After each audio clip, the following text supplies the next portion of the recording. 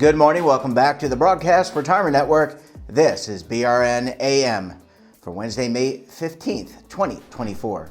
And our top story today, we're taking a closer look at the new fiduciary rule. And joining me now to discuss this and a lot more, he is one half of the famed Legal Eagles, but he's also a principal with Groom Law Group, an employee benefits law firm based in Washington, D.C., Kevin Walsh. Kevin, it's so great to see you this morning. Jeff, it's always good to appear on the program. Yeah, I'm so used to hearing you, but it's always nice to see you and your colleague, David Levine. All right, Kevin, what I wanted to do on this program is talk about this new fiduciary rule. It has a different name, but it has an impact on the fiduciary rule. Let's start with the basics. Let's talk about when it was finalized and then maybe how this fiduciary rule is different than what's changed. Yeah, so, the Department of Labor finalized its new fiduciary rule on April 23rd, 2024. The prior fiduciary rule is, known as the five-part test, and it came out in 1975, so 49-ish years ago. Under the five-part test, you were a fiduciary if you did, five things that included providing advice on a regular basis. That was the primary basis of the decision maker. You received a fee in connection with that. In the past 50 years, there's been a big shift from defined benefit plans to defined contribution plans into IRAs. And so some of this concern by the Labor Department has been, ERISA was enacted in an era where it was defined benefit plans. We've now moved to this world where individuals are controlling their retirement outcomes. The agency was looking to, regulate more thoroughly that individual decision-making marketplace. So really, this is kind of an updated approach to fiduciary, as you said, taking into account kind of how the world has evolved over the last, as you said, almost 50 years. Kevin, if I'm a plan sponsor, that's someone who sponsors a qualified retirement plan, are there things for me to do that maybe I didn't do before? Like, for example, when I'm working with my providers, a record keeper, an advisor, someone who's helping manage the assets of the plan, are there things I need to be thinking about? Yeah, so there's definitely things to look at, and there's definitely things to be thinking about. And some of that goes to, what's changed. And so the statute hasn't changed, but the rule has changed. And that's going to cause some tension because, typically, if you're going to expand status of people, you're going to change people's roles. You'd expect the statute to change.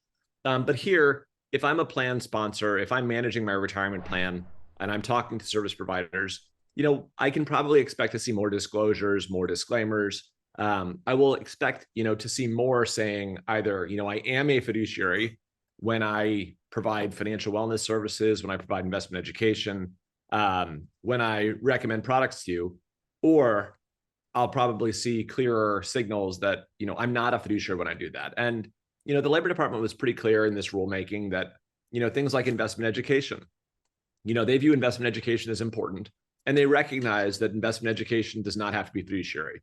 So in 1996, they explained how it could be non-fiduciary investment education. In 2016, they explained how you could provide non-fiduciary investment education, providing just, general information on how the markets operate, general information on fees and expenses and the impact they have, different models for how investments can work, so long as they don't spit out a specific recommendation. And in the 2024 rulemaking, the Labor Department kept a lot of that in place and said that it doesn't have to be fiduciary if you're providing that information. On the other hand, if you do go and make a recommendation, you say you've got this call to action, buy this product because this product is right for you, and I've taken into account your circumstances, then that's going to cross the line into fiduciary. But for a plan sponsor, the big thing is just going to be that this is going to lead to some changes in the next 6-ish months on how service providers interact. And we can expect to see more disclaimers, we can expect to see more discussions, and we can expect to see more dialogue around the role that the service provider is hoping to play. Kevin, one of the things I found very interesting in our conversation during BRN Sunday was that there may be other types of benefits that potentially fall under this rule. Can you talk a little bit about that? Because I'd ask you in particular about 529, but you had brought up the Coverdell IRA and also the health savings account. But why don't you tell the audience a little bit about maybe the I don't want to say the reach, but where this rule kind of falls. So the Labor Department's really trying to do a major update of, where fiduciary status applies. And as we discussed earlier, we've moved from a world which was defined benefit to a world where individual decision-making is kind of the whole game. And how DOL has gone about going after this bigger marketplace is they've defined investment property broadly. And so what they've intended is if you're giving a retirement investor advice about something that involves investment property or has an investment component, then you become subject to the rule. And as an example, in the preamble, they discuss health savings accounts. And they say health savings accounts, where there's an investment component, are subject to the rule. So if you're recommending an investment lineup for an HSA, then you'd be sucked into the world of ERISA. And this is consistent with the Department of Labor's attempt to take a statute that hasn't changed and breathe new life into it, kind of expand the scope of where it would apply, to attempt to apply the Department of Labor's rules in a much broader marketplace. It certainly makes sense. Kevin, I need to take a very quick break. When we come back, we'll talk more about this new fiduciary rule, what it means for consumers, and also there could be some challenges ahead. You're going to want to stay tuned right here on BRN AM.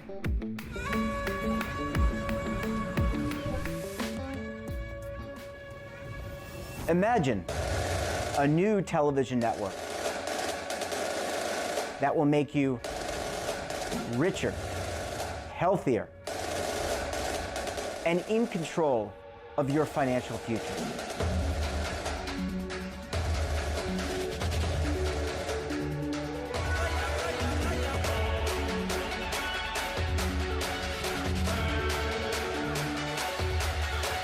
This network is for the policewoman in Nashville, Tennessee, the baker in Dubuque, Iowa, the teacher in Lexington, Kentucky.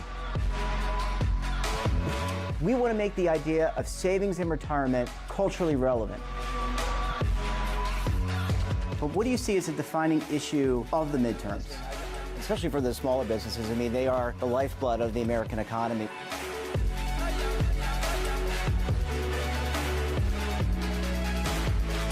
Featuring exclusive interviews, current affairs, and docuseries. 33 years old, you retired early. The philosophy is money only matters if it helps you live a life that you love. But you got to start thinking about retirement as soon as you get in. The Broadcast Retirement Network will drive very high engagement with premium partnerships. So this isn't retirement and savings for your parents or grandparents. This is for all Americans. And we're going to change the way you think about money.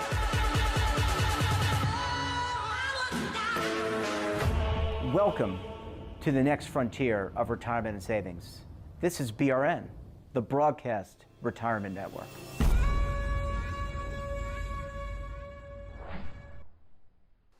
Welcome back. We're joined this morning by Kevin Walsh of Groom Law Group, an employee benefits law firm based in Washington, D.C. Kevin, thanks so much for staying with us this morning.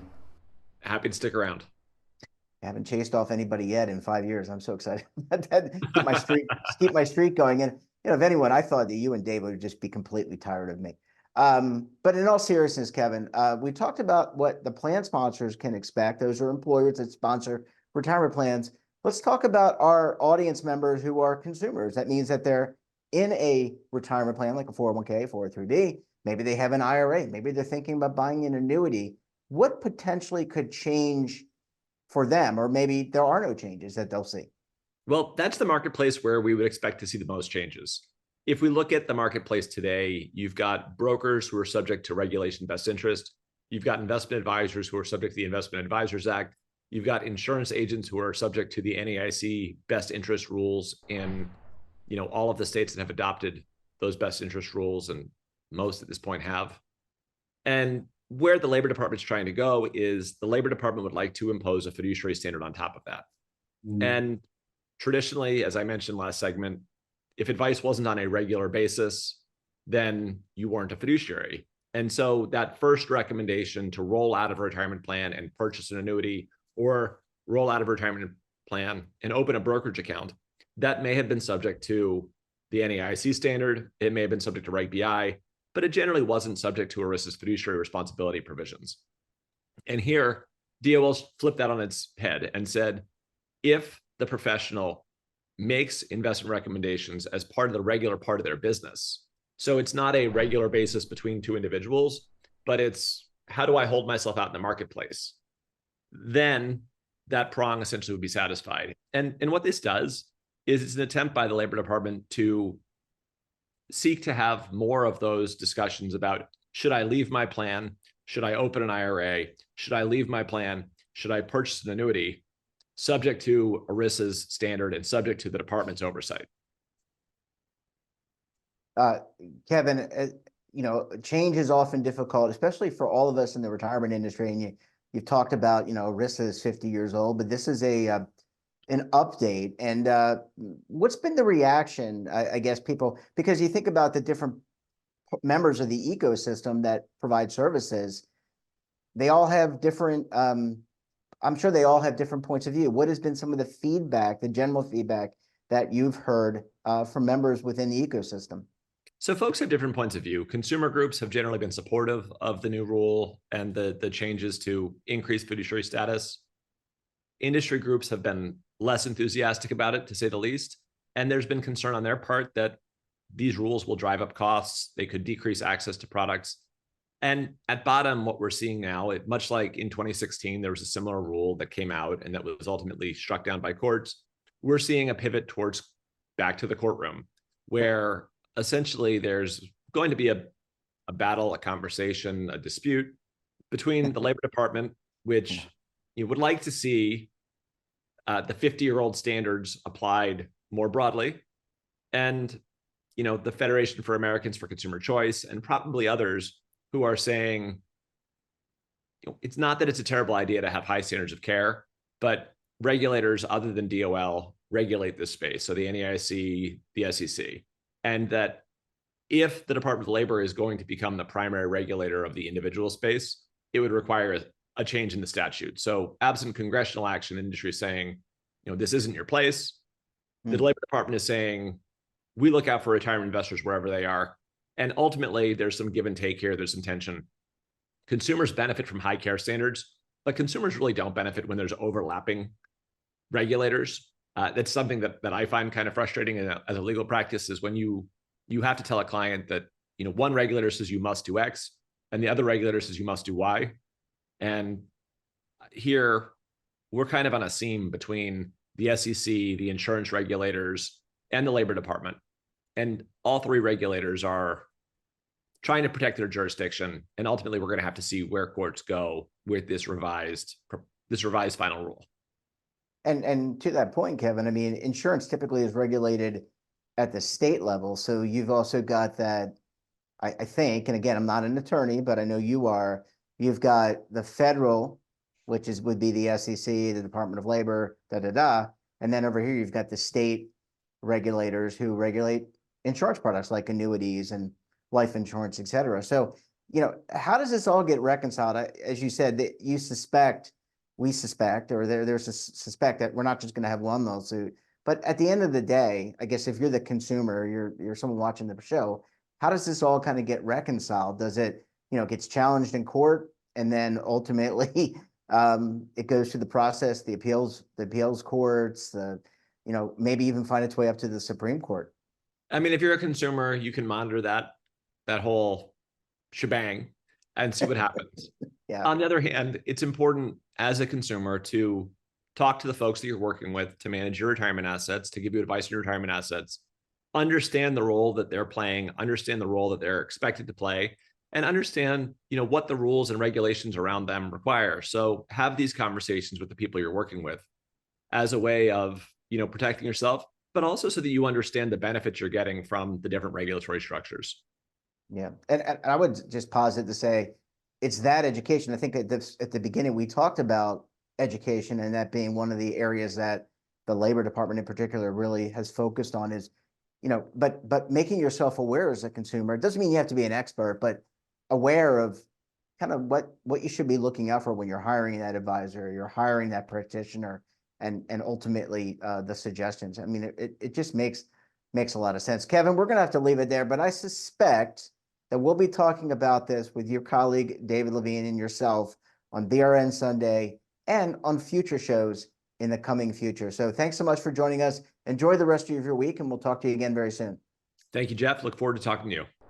And that wraps up this episode of BRN AM. Have a topic of interest, someone you think we should talk to, drop us a line. And don't forget, for all the latest curated news and lifestyle, wellness, finance, tech, so much more all in one place, check out today's edition of our daily newsletter, The Morning Pulse. Want to search our archives, check out our latest content? Then visit our website. We're back again tomorrow for another edition of BRN AM. We'll have a very special guest and, of course, another important topic. Until then, I'm Jeff Snyder. Stay safe, keep on saving, and don't forget, roll with the changes.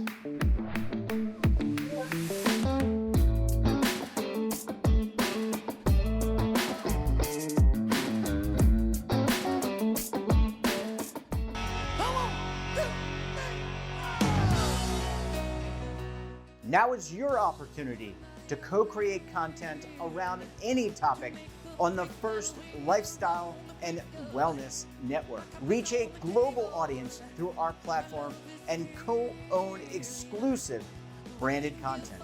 All of our programs are available on demand and also as audio-only podcasts, so you can take us on the go.